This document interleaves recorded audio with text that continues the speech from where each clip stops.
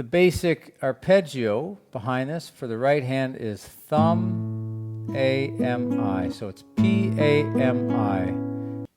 Now this arpeggio doesn't need to be played at 160 or 170. As a form of study, it could be played slower. But I would encourage you to try to bring it up to speed, and I want to talk a little bit about how you can do that. And it's not as hard as you might think. I spent my whole life practicing slow and accurate, believing that slow and accurate was the way to speed. But that can only get you so far. So in the same way that you don't learn to sprint by practicing walking fast, some things you just need to do at speed for your body to be able to figure out how to coordinate it, and especially to make it seem like one movement and not four. So in this case, we've got, let's just do a basic E chord. Our arpeggio is P, A, M, I. In order to make that fast, this needs to feel like one movement, not four separate ones. And so you need to do that fast. And there are a few things that you can do to prepare before you try to do it fast. So the first thing would be relaxation is key. And so I want you to practice this very relaxed, and you're going to do that first to get the feel. It's a lot like, we've all done this, on tabletops, desktops when we're in school.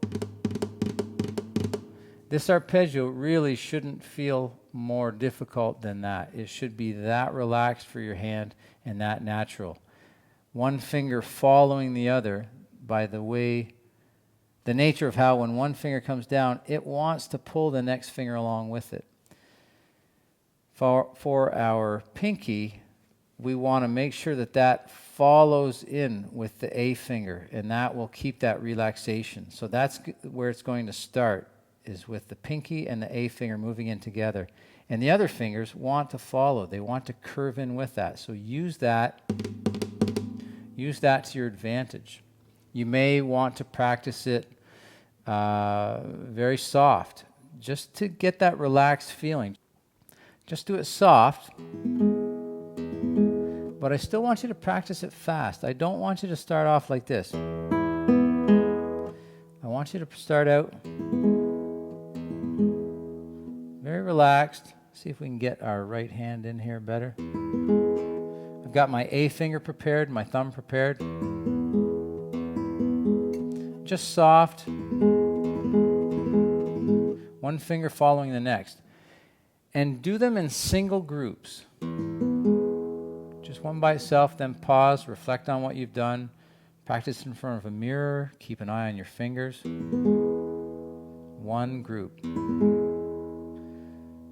Feeling for any tension. Making sure the fingers follow each other. And when you can do one group at, it doesn't have to be really fast, but when you get one group at a fair tempo that's relaxed, the next step is not to bring up the volume. The next step is to do two groups. And then pause, reflect on what you've done, try to do it again successfully. And then when you can then you start to add 3, 4. And when you can do that, then start to work on some volume. But again, just a single.